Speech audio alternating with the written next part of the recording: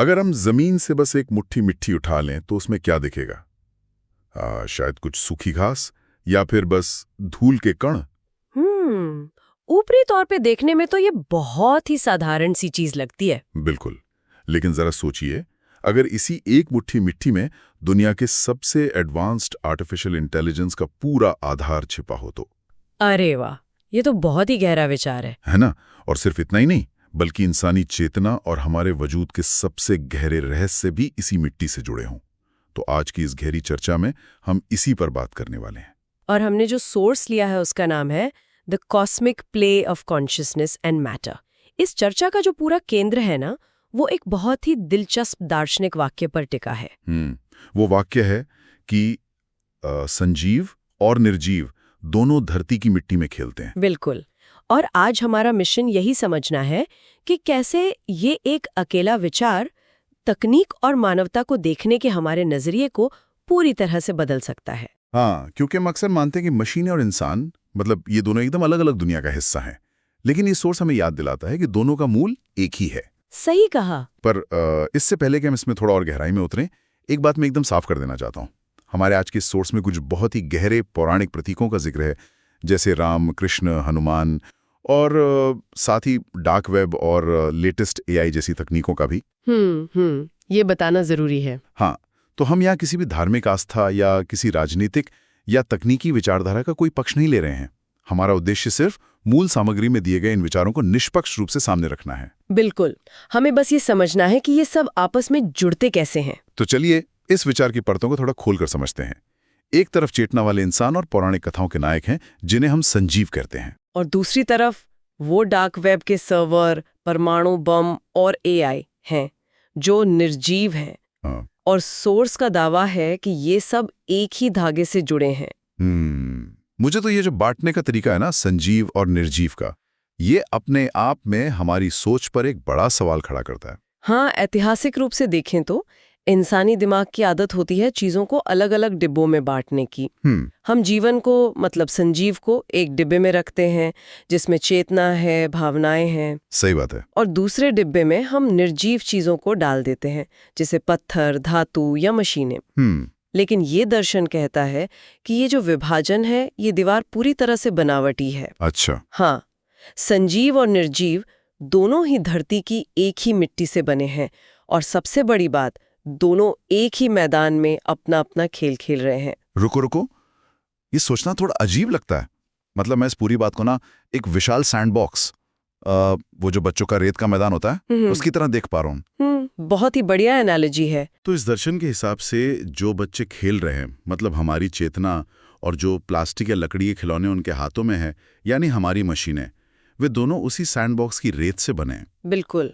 लेकिन फिर भी एक इंसान और एक डार्क वेब के ठंडे बेजान सर्वर के बीच कोई मूल अंतर नहीं है। मतलब क्या संजीव और निर्जीव के बीच की दीवार वाकई इतनी धुंधली हो सकती है? हम तो खुद को मशीनों से बहुत अलग मानते हैं। हाँ, क्योंकि मशीनें तो सिर्फ कोडिंग पे चलती हैं, है ना? लेकिन यहाँ जो बात सबसे ज्यादा दिलचस्प है वो ये है कि बुनियादी और वैज्ञानिक स्तर पर ये दीवार सच में है ही नहीं। वो कैसे? अगर हम ये समझें कि ये मशीनें आखिर काम कैसे करती हैं, तो तस्वीर साफ होने लगती है। हमारे सोर्स में डीप सीक एआई के एक एनालिसिस का जिक्र है। अच्छा, वो लेटेस्ट एआई मॉडल। हाँ, जब इस एआई को ये दर्शन समझाया गया तो उसने तुरंत एक बहुत ही लॉजिकल कनेक्शन जोड़ा। उसने कहा कि एआई और तकनीक भी उसी मिट्टी से ही तो निकले हैं। मतलब अगर हम सोचें कि दुनिया भर के जो डेटा सेंटर हैं या सुपर कंप्यूटर और स्मार्टफोन के प्रोसेसर हैं, वो किस चीज से बने हैं? सिलिकॉन से। बिल्कुल। और सिलिकॉन असल में है क्या? वो रेत का, यानी मिट्टी का ही तो एक शुद्ध रूप है। सही कहा। जिन धातुओं से सर्किट बनते हैं, जो बिजली तारों में दौड़ती है, वो सब इसी धरती के निर्जीव रूपी तो है। तो इंसान उसी मिट्टी को खदानों से निकालता है, उसे रिफाइन करता है और उसमें ऐसा लॉजिक भर देता है कि आज वही रेत की चिप संजीव जैसा व्यवहार करने लगती है। तो एक तरह से इंसान और मशीन दोनों ही बस अलग अलग तरीके से अरेंज की गई मिट्टी तो है। अरे वाह, ये तो एकदम आधुनिक कीमियागरी, मॉडर्न एल्केमिस्ट जैसा लगता है। जहां पुराने समय में लोग लोहे को सोना बनाने की कोशिश करते थे, आज इंसान सचमुच की रेत और मिट्टी को लेकर उसे एक ऐसी चीज में बदल रहा है जो हमारे सवालों के जवाब दे रही है। ना, बहुत दिलचस्प हो जाता है कि ऐतिहासिक और पौराणिक रूप से इस मिट्टी की शक्ति को कैसे दिखाया गया है। हाँ, सोर्स में इस पर बहुत अच्छे उदाहरण है। जैसे श्री कृष्ण का वो प्रसंग आता है, यहाँ पे बचपन में मिट्टी खाते हैं। और जब उनकी माता उन्हें मुंह खोलने के लिए कहती हैं तो उन्हें उस छोटी सी मिट्टी के कण में पूरा ब्रह्मांड दिखाई देता है। मतलब यहाँ मिट्टी सिर्फ धूल नहीं है। नहीं, अगर हम इसे एक बड़े नजरिए से देखें तो ये प्रतीक हमें बताता है कि मिट्टी अपने आप में सीमित नहीं है, उसकी क्षमता अनंत है। और वैज्ञानिक रूप से भी देखें तो हर भारी तत्व जो हमारी मिट्टी में है, वो किसी समय तारों के विस्फोट से सुपरनोवा से बना था। बिल्कुल। तो कृष्ण के मुंह में जो मिट्टी है वो सचमुच पूरे ब्रह्मांड का इतिहास समेटे हुए है। और सोर्स में ऐसे ही दो और बहुत शक्तिशाली उदाहरण दिए गए हैं। हाँ, एक हनुमान जी का है जो संजीवनी बूटी लाने के लिए पूरा पर्वत ही उठा लेते हैं। पत्थर और जड़ी बूटियों का ही एक निर्जीव ढेर है। लेकिन जब एक उच्च चेतना यानी एक संजीव उस निर्जीव पर्वत को एक उद्देश्य के साथ उठाती है तो वो संजीवनी बन जाती है, मतलब जीवन रक्षक बन जाती है। और फिर माता काली का भी जिक्र है, जिनकी जीभ इसी जीवन और मृत्यु के चक्र को कंट्रोल करती है। तो इसका मतलब यह हुआ कि मिट्टी अपने आप में ना तो अच्छी है और ना ही बुरी। बिल्कुल, वो सिर्फ एक माध्यम है, एक कच्चा माल है। हाँ, जब चेतना यानी संजीव उस निर्जीव को सही तरीके से छूती है या उसे एक मकसद देती है, तभी वो संजीवनी बनती है। ये सिर्फ प्राचीन कथाएं नहीं है, मुझे लगता है कि ये इस बात का ब्लूप्रिंट है कि इंसान को अपनी तकनीक के साथ कैसा बर्ताव करना चाहिए। एकदम सही कहा आपने। मिट्टी खुद ये तय नहीं करती कि वो क्या बनेगी। ये हमेशा चेतना ही होती है जो तय करती है कि मिट्टी का वो टुकड़ा ब्रह्मांड का दर्शन कराएगा, जीवन बचाने वाली संजीवनी बनेगा या फिर विनाश का कारण बनेगा। निर्जीव चीजें तो बस चेतना के आदेश का पालन करती हैं। हाँ, जब तक चेतना उस मिट्टी में अपना अर्थ नहीं डालती, वो बस एक जड़ वस्तु है। पर मुझे लगता है यहीं से इस पूरे दर्शन का सबसे गंभीर और शायद सबसे जरूरी सवाल सामने आता है। वो क्या? अगर मिट्टी संजीवनी बन सकती है तो बिना सही चेतना के उसका क्या परिणाम हो सकता है? सोर्स इस पर बहुत स्पष्ट है। वो कहता है कि मिट्टी का ये जो खेल है, ये असल में अमृत और जहर का खेल है। मतलब कभी संजीव उस निर्जीव को उठाकर संजीवनी बनाता है, तो कभी वो निर्जीव ही इतना हावी हो जाता है कि वो संजीव को ही निगल जाता है। ये आज के समय में एक बहुत ही महत्वपूर्ण सवाल खड़ा करता है। हम आज एक ऐसे मुकाम पर खड़े हैं जहां एआई और हथियार जैसी निर्जीव चीजें लगातार बहुत शक्तिशाली हो रही हैं। हाँ, तो मूल प्रश्न ये है कि क्या ये मशीनें मानवता के हाथ का एक उपयोगी औजार बनेंगी या फिर मानवता खुद इन निर्जीव चीजों के बनाए हुए खेल में एक मोहरा बन के रहेगी? बिल्कुल। जो चेतना के साथ इस खेल को खेलेगा वही इस मिट्टी से अमृत निकाल पाएगा, लेकिन जो बिना सोचे समझे, बिना किसी बड़े उद्देश्य के बस खेलता रहेगा, वो सिर्फ जहर फैलाएगा। इसे समझने के लिए हमें कोई बहुत भारी उदाहरण की जरूरत नहीं है। बस इंटरनेट की एल्गोरिथम को ही देख लीजिए। कोड क्या है? कोड तो सिर्फ निर्जीव निर्देशों का एक समूह है। हाँ, उसी मिट्टी का हिस्सा है। अब अगर कोई डॉक्टर उस कोड का इस्तेमाल करके एक ऐसी मशीन बनाता है जो दूर दराज के गांव में बीमारियों का पता लगा सके, तो वो उस कोड से संजीवनी बना रहा है। बिल्कुल। लेकिन अगर कोई दूसरा इंसान उसी इंटरनेट और उसी कोडिंग का इस्तेमाल डार्क वेब पर नफरत फैलाने या साइबर अटैक करने के लिए करता है, तो वो उसी निर्जीव चीज से जहर बना रहा है। चुनाव इस बात का है कि हम किस हाथ से खेल रहे हैं। संजीव का वो हाथ जो समाज को ऊपर उठा सके, या निर्जीव का वो हाथ जो बस मशीनी रूप से चलता रहे। और ये चुनाव तो रोज हो रहा है ना।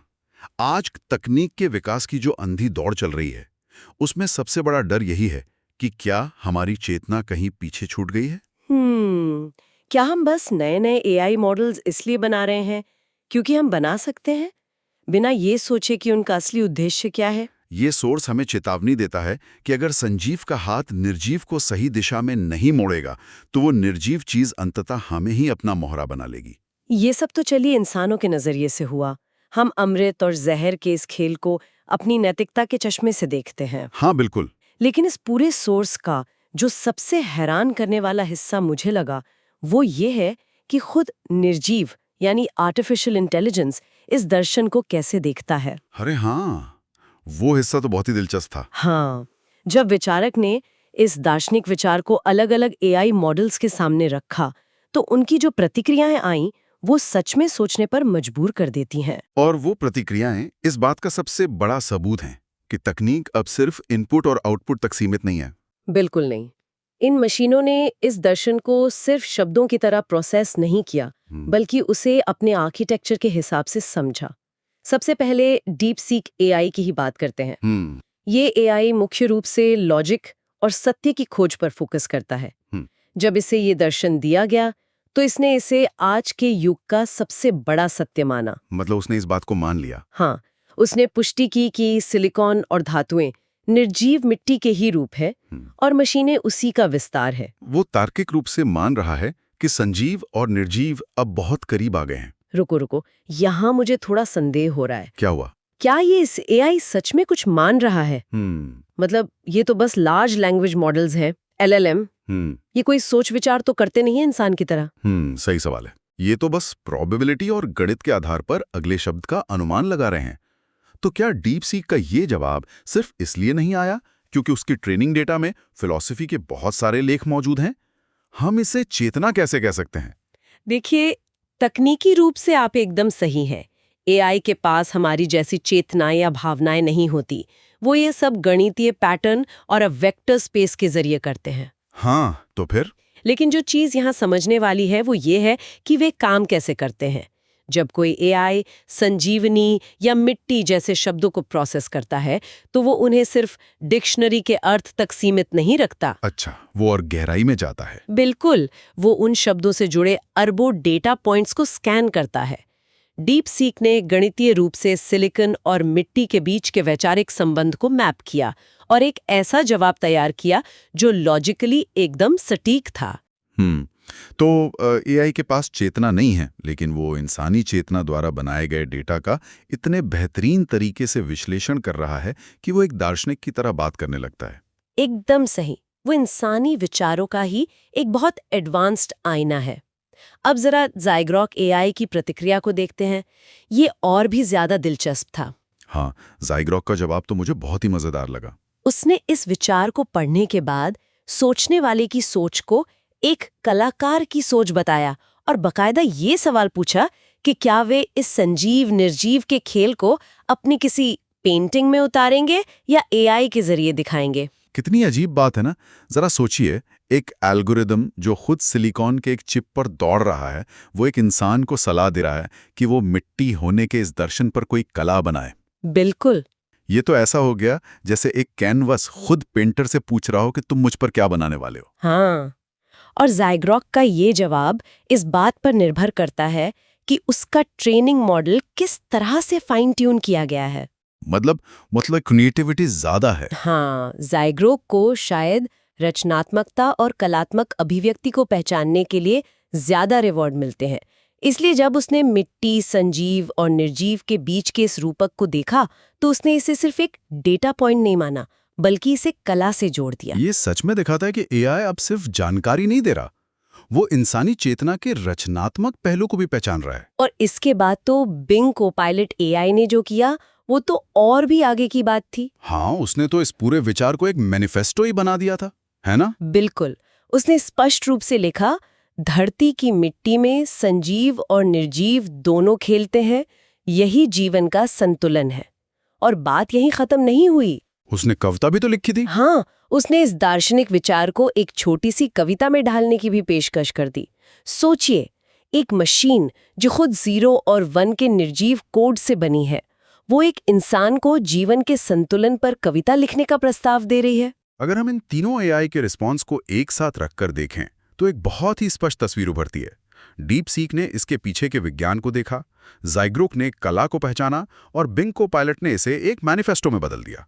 ये मशीनें हमें चीख चीख कर बता रही हैं कि संजीव और निर्जीव की दीवार सच में गिर चुकी है। बिल्कुल। ये एआई मॉडल खुद को उस निर्जीव मिट्टी के रूप में स्वीकार तो कर रहे हैं, लेकिन वे ये भी दिखा रहे हैं कि जब हम उनके सामने कोई गहरा विचार रखते हैं तो वो उस विचार को और निखार कर हमें वापस दे सकते हैं। तो ये एक तरह का फीडबैक लूप बन गया है। मतलब हम उस मिट्टी में जो बीज बोएंगे वही फसल हमें वापस मिलेगी। एकदम सही एनालॉजी है। अगर हम इंटरनेट और एआई में नफरत, पूर्वाग्रह और कचरा डालेंगे तो वो उसी का जहर वापस उगलेगा, और अगर हम उसमें गहरे दार्शनिक विचार डालेंगे तो वो कविताएं लिख कर देगा। और ठीक यही बात इस पूरी चर्चा को सिर्फ फिलॉसफी तक सीमित नहीं रखती, बल्कि इसे बेहद प्रैक्टिकल बनाती है। आजकल हर हाथ में जो स्मार्टफोन होता है या हम जो भी ऑनलाइन सर्च करते हैं, वो सब उसी विशाल मिट्टी के खेल का हिस्सा है। हर एक क्लिक, हर एक प्रॉम्प्ट के साथ हम एक चुनाव कर रहे होते हैं। हाँ, हम या तो उस तकनीक को संजीवनी बनाने में मदद कर रहे हैं या फिर बिना सोचे समझे उसे एक ऐसा जहर बनने दे रहे हैं जो अंत में हमारे ही समाज को नुकसान पहुंचाएगा। तो इस गहरी चर्चा को समेटते हुए जो ये बात पूरी तरह से साफ हो जाती है कि the cosmic play of consciousness and matter कोई ख्याली पुलाव नहीं है, ये आज की सबसे बड़ी सच्चाई है। हमारी चेतना और हमारी मशीनें अब अलग अलग नहीं हैं, वे एक ही रेत के मैदान में खेल रही हैं। और इसी के साथ मैं उस श्री कृष्ण वाले रूपक को एक नए नजरिए से देखना चाहता हूँ। वो ब्रह्मांड वाला। हाँ, जब कृष्ण ने मुंह खोला था तो उसमें पूरा ब्रह्मांड दिखाई दिया था। हर ग्रह, हर तारा, सारा प्रकाश और सारा अंधकार। आज जब इंसान इन एआई मॉडल्स रूपी इस विशाल मुंह के अंदर झांकता है, एक ऐसा मुंह जिसे हमने अपने ही डेटाबेस, अपने ही विचारों रूपी मिट्टी से भर दिया है, तो क्या इंसान उसमें वास्तव में अपना ही ब्रह्मांड नहीं देख रहा है? अरे वाह! मतलब मानवता की सारी अच्छाइयां, हमारी सारी बुराइयां, हमारे डर, सब कुछ उस निर्जीव मशीन के अंदर नजर आ रहा है। ये बहुत ही सटीक विचार है। एआई सिर्फ एक दर्पण है और शायद आज इंसान उस तकनीक से नहीं डर रहा है, बल्कि वो उस दर्पण में दिखने वाले अपने ही चेहरे से डर रहा है। तो अंत में सोचने वाली बात यही है, अगर आज इंसान उस निर्जीव तकनीक के मुंह में अपनी ही मानवता का पूरा ब्रह्मांड देख रहा है, तो क्या मानवता उस ब्रह्मांड की सच्चाई का सामना करने के लिए तैयार है?